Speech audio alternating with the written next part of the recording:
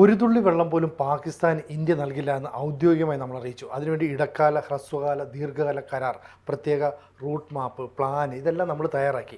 എന്ന് പറഞ്ഞാൽ പാകിസ്ഥാനേക്കാൾ കുറച്ച് ഉയരത്തിൽ നിൽക്കുന്ന നമ്മൾ ഈ സിന്ധു നദിയിലൂടെ ഒഴുകി വരുന്ന വെള്ളത്തെ തടഞ്ഞു നിർത്തുകയും നമുക്കിഷ്ടമുള്ളപ്പോൾ ആ വെള്ളം തുറന്നു വിടുകയും ചെയ്താൽ വൻ പ്രളയമുണ്ടാകാം, കാർഷിക മേഖല എല്ലാം നശിക്കാം.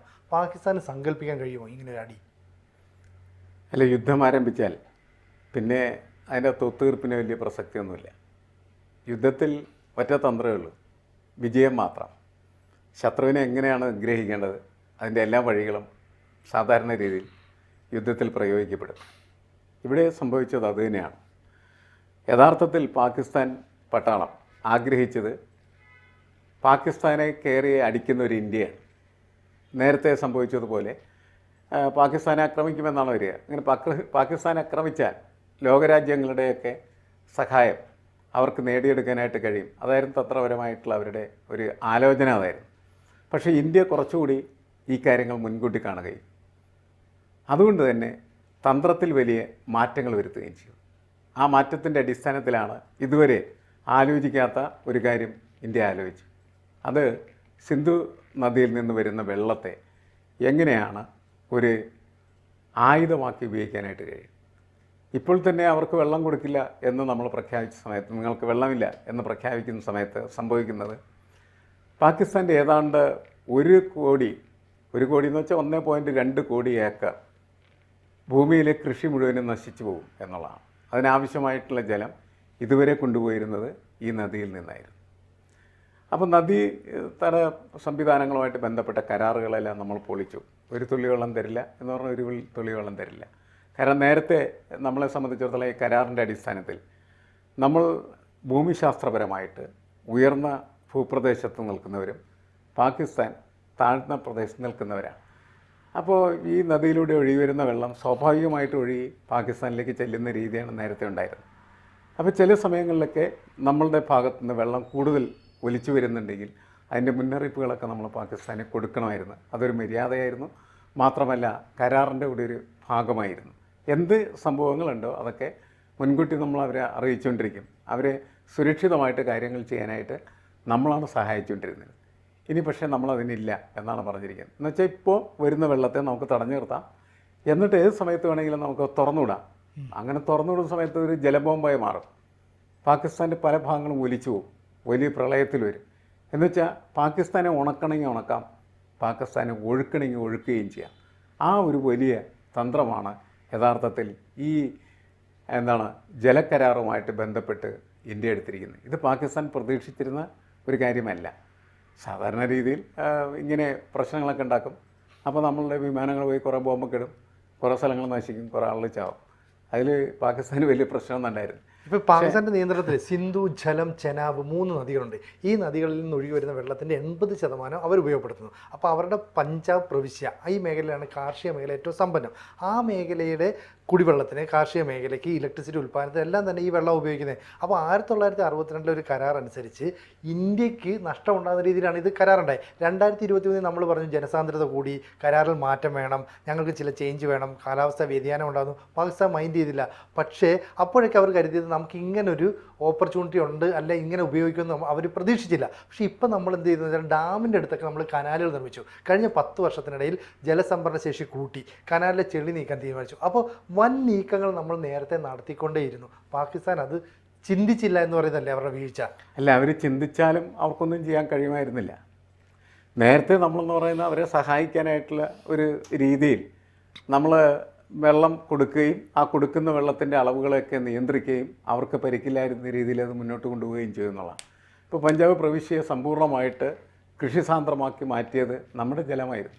അവിടുത്തെ ആളുകൾക്ക് കുടിവെള്ളം കൊടുത്തതും നമ്മൾ തന്നെയായിരുന്നു. പക്ഷേ നമുക്ക് അന്നേരത്ത് ഒരു വിശാല മനസ്കൃതി ഉണ്ടായിരുന്നു എന്നാണ് മനസ്സിലാക്കേണ്ടത്. അതിൻ്റെ അടിസ്ഥാനത്തിലാണ് ആ കരാറും അങ്ങനെ തന്നെ രൂപപ്പെട്ടത്. കാരണം 80% വെള്ളവും അവർക്ക് കൊടുക്കുന്നു, നമ്മളൊരു 20% വെള്ളം മാത്രമേ ഉപയോഗിക്കുന്നുള്ളൂ. അപ്പോൾ സ്വാഭാവികമായിട്ട് അവർക്ക് വേണ്ടിയുള്ള ഒരു കരാർ. എന്നാൽ അന്ന് പക്ഷേ അത് നല്ല രീതിയിലായിരുന്നു കണക്കാക്കപ്പെട്ടത്. ഇന്ന് പക്ഷേ അങ്ങനെയല്ല അത് കണക്കാക്കപ്പെടുന്നത്. കാരണം എന്താണ്, പാകിസ്ഥാനെ സഹായിക്കുന്ന ഒരു കരാറാണിത് എന്നുള്ള ഫീലാണ് ഇപ്പോൾ ഉള്ള നമ്മുടെ രാഷ്ട്രതന്ത്രജ്ഞർക്കും അതുപോലെ ഭരണാധികാരികൾക്കുള്ള. കാരണം കാലം മാറി. പാകിസ്ഥാൻ നമ്മളോട് എടുക്കുന്നതായിട്ടുള്ള സമീപനങ്ങളും വളരെ മോശമായിക്കൊണ്ടിരിക്കുകയാണ് ചെയ്യുന്നത്. അപ്പോൾ ഇതിൻ്റെ അടിസ്ഥാനത്തിലാണ് നമ്മൾ എന്ത് ചെയ്യുന്നത് വെച്ചിട്ടുണ്ടെങ്കിൽ അവിടെ കനാലുകൾ നിർമ്മിക്കുകയും അതേപോലെ തന്നെ ഡാം നിർമ്മിക്കുന്നതിന് ആവശ്യമായിട്ടുള്ള പ്രാഥമിക പരിപാടികൾ ഒക്കെ നടത്തുകയൊക്കെ ചെയ്ത് ഇതൊക്കെ പാകിസ്ഥാൻ കാണുന്നുണ്ടായിരുന്നു, മനസ്സിലാക്കുന്നുണ്ടായിരുന്നാണ് ഞാൻ വിശ്വസിക്കുന്നത്. പക്ഷേ അതിലവർക്കൊന്നും ചെയ്യാൻ കഴിയുമായിരുന്നില്ല, കണ്ടു നിൽക്കുക എന്ന് മാത്രമേ ഉള്ളൂ. ഇപ്പോഴും അത് തന്നെയാണ്, അവർ വെറും കാഴ്ചക്കാരായിട്ട് നിൽക്കുകയാണ് ചെയ്യുന്നത്. ഇനി നമ്മൾ കുറച്ച് കഴിയുമ്പോൾ അവിടെ വലിയ ഡാം നിർമ്മിക്കുകയും ഈ ഡാം എന്ന് പറയുന്നത് തന്നെ ഇവർക്കെതിരായിട്ടുള്ള വലിയ ഒരു ജലബോംബ്, നേരത്തെ ഞാൻ പറഞ്ഞാണ്, അതായിട്ട് അത് ഉപയോഗിക്കാനായിട്ടുള്ള സാധ്യത വർദ്ധിച്ചിരിക്കുന്നു. കാരണം നിങ്ങൾ ശത്രു രാജ്യമാണോ, നിങ്ങൾ ഞങ്ങളുടെ മര്യാദ കാണിക്കാത്തവരാണ്, നിങ്ങൾ ഞങ്ങളുടെ സഹോദരങ്ങളെ, ഞങ്ങളുടെ ജനങ്ങളെ വെടിവെച്ച് കൊല്ലുന്നവരാണ്, ആ ചോരക്ക് ഞങ്ങൾ പകരം ചോദിക്കും. അതിന് ഡാമല്ല, വെള്ളമല്ല, എന്താണ് ഉപയോഗിക്കേണ്ടത് അതെല്ലാം ഉപയോഗിക്കും എന്നുള്ള ഒരു സമീപനത്തിലേക്ക് നമ്മൾ മാറിക്കഴിഞ്ഞിരിക്കുകയാണ്. അങ്ങനെ മാറാൻ അവർ നമ്മളെ പഠിപ്പിക്കുകയാണ് യഥാർത്ഥത്തിൽ ചെയ്തിരിക്കുന്നത് എന്നാണ് എനിക്ക് കേന്ദ്ര ജലശക്തി മന്ത്രിയുണ്ട് സി ആർ പട്ടേൽ പറഞ്ഞേക്കുന്നത്, ഞങ്ങൾ ഈ കരാർ റദ്ദ് ചെയ്തു എന്ന് പാകിസ്ഥാനെ ഔദ്യോഗികമായി തന്നെ അറിയിക്കുന്നു. മാത്രമല്ല ഇങ്ങനെ കരാർ റദ്ദാക്കുന്നതിലൂടെ ഇനി വെള്ളത്തിൻ്റെ ശേഷി കൂടി വരും. ഇപ്പോൾ മഴക്കാലത്ത് ഭയങ്കരമായിട്ട് വെള്ളം ഉയരാം. ആ സമയത്ത് നമ്മൾ ഡാമിൽ വെള്ളത്തിൻ്റെ ജലനിരപ്പ് സംബന്ധിച്ച് പാകിസ്ഥാനെ അറിയിക്കുമായിരുന്നു. ഇനി നമ്മളത് അറിയിക്കുന്നില്ല. വേൾഡ് ബാങ്കിന് അവരെ അറിയിക്കണമെന്ന് നമുക്ക് നിർബന്ധമില്ല, വേണമെങ്കിൽ അറിയിക്കാം. അപ്പോൾ ഇത്തരത്തിലുള്ള നിലപാട് സ്വീകരിക്കുന്നത് എന്താണെന്ന് വെച്ചാൽ 2016 കാശ്മീരിലൊരു ആക്രമണം ഇന്ത്യക്കെതിരെ നടത്തിയിരുന്നു. അന്ന് ഇന്ത്യൻ പ്രധാനമന്ത്രി പറഞ്ഞു കാശ്മീരിലൂടെ ഒരുപോലെ രക്തവും വെള്ളവും ഒഴുകില്ല.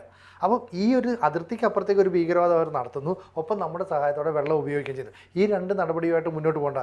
ഇപ്പോൾ അവർ പറയുന്നത് റെസിസ്റ്റൻസ് ഫ്രണ്ട് എന്ന് പറയുന്ന ഈ പാകിസ്ഥാനിൽ കാശ്മീരിൽ ആക്രമണം നടത്തിയ സംഘടന അവർക്ക് അറിയില്ല എന്നാണ്. 6 വർഷമായിട്ട് അവർക്കറിയില്ല എന്ന് അവിടുത്തെ ഡിഫൻസ് മിനിസ്റ്റർ തന്നെ പറയുമ്പോൾ പാകിസ്ഥാൻ ഒരേ സമയം തീവ്രവാദത്തിനൊപ്പം നിൽക്കുകയും ചെയ്യുന്നു, എന്നാൽ അത് കണ്ടില്ലെന്ന് നടിച്ച് ഇന്ത്യയുടെ അടുത്ത് കള്ളക്കളി നടത്തുകയും. ഇനി അത് നമ്മൾ സമ്മതിക്കുന്നില്ല. ഇതല്ലേ അവരെ മനസ്സിലാക്കി കൊടുക്കുന്നത്? അല്ല, ഇങ്ങനെയുള്ള നിലപാടിലേക്ക് എത്തേണ്ടി വരും. കാരണം എന്ന് വെച്ചാൽ ഈ രാഷ്ട്രങ്ങൾ തമ്മിലുള്ള ബന്ധങ്ങൾ വളരെ സത്യസന്ധവും അതേപോലെ തന്നെ സുതാര്യവുമാണെങ്കിൽ മാത്രമാണ് നമുക്ക് ആ ബന്ധങ്ങൾക്കും ആ ബന്ധവുമായി ബന്ധപ്പെട്ടിരിക്കുന്ന കാര്യങ്ങൾക്കും പ്രസക്തിയുള്ളൂ. ഇത് നമ്മളോടൊന്ന് പറയും, അവർ മറ്റൊന്ന് ചെയ്യും. അങ്ങനെ വരുമ്പോൾ അത്തരം ബന്ധങ്ങൾക്കോ കരാറുകൾക്കോ യാതൊരു പ്രസക്തിയില്ല എന്ന് നമ്മൾ തിരിച്ചറിയുകയാണ് ചെയ്യുന്നത്. കാരണം കാശ്മീരിലെ ഈ ഭീകരവാദി സംഘം എന്ന് പറയുന്നത് എവിടെ നിന്നാണ് അവർക്ക് സഹായം കിട്ടുന്നത്? അവരെ സഹായിക്കുന്ന പാകിസ്ഥാൻ മാത്രമാണ്.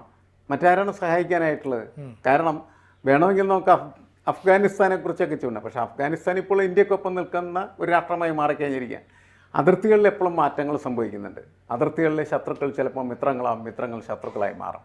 ആ സംഭവം ഇവിടെ ഇടയ്ക്ക് നടക്കുന്നുണ്ടെങ്കിൽ പോലും ഒരിക്കലും മാറാത്ത ഒരു ശത്രുത എന്ന് പറയുന്നത് പാകിസ്ഥാനും ഇന്ത്യയും തമ്മിലുള്ള ശത്രുതയാണ്. ഒരിക്കലും മാറുന്നില്ല എന്നുള്ളത് മാത്രമല്ല, നമ്മൾ കുറച്ചും കൂടി മെച്ചപ്പെട്ട രീതിയിൽ പുരോഗതിയുടെ തലത്തിലേക്ക് സഞ്ചരിക്കുമ്പോൾ പാകിസ്ഥാൻ എന്ന് പറഞ്ഞതിനിടയിൽ അധോഗതിയിലേക്കും ഛിദ്രവാസനങ്ങളുടെ ലോകത്തേക്കുമൊക്കെ സഞ്ചരിച്ച് തകർച്ചയെ നേരിട്ടുകൊണ്ടിരിക്കുകയാണ് ചെയ്യുന്നത്. അപ്പോൾ അവർക്ക് സ്വാഭാവികമായിട്ട് നമ്മൾ തോന്നാവുന്ന ഒരു കലിപ്പുണ്ട്, ഒരു അസൂയുണ്ട്. അത് ഈ ഇടക്കിടക്ക് ഇങ്ങനെ ചൊറിച്ചിലും മാന്തലുമായിട്ട് തുടരുന്നു എന്ന് മാത്രമേ ഉള്ളൂ. അതിനൊരു കാരണവശാലും അനുവദിക്കാൻ പാടില്ല. അങ്ങനെ അനുവദിച്ചാൽ ഇടക്കിടക്ക് അവർ ഇത്തരത്തിലുള്ള അക്രമങ്ങളുമായിട്ട് വരും. ഇപ്പോൾ ശത്രുത, കടുത്ത ശത്രുത, ഒരു കോംപ്രമൈസും ഇല്ല. നമ്മളെ ശരിപ്പെടുത്തുമെന്ന് പറഞ്ഞാൽ ശരിപ്പെടുത്തും. അതിന് ഈ വെള്ളമാണ് ഉപയോഗിക്കുന്നത്, വെള്ളം ഉപയോഗിക്കും, ബോംബാണ് ഉപയോഗിക്കേണ്ടത്, ബോംബ് ഉപയോഗിക്കും, എന്താണ് ഉപയോഗിക്കേണ്ടത് അത് ഉപയോഗിക്കും എന്ന ഒരു സമീപനത്തിലേക്ക് സർക്കാർ ഇപ്പോൾ മാറിക്കഴിഞ്ഞിരിക്കുന്നു എന്നാണ് നമ്മൾ മനസ്സിലാക്കേണ്ടത്.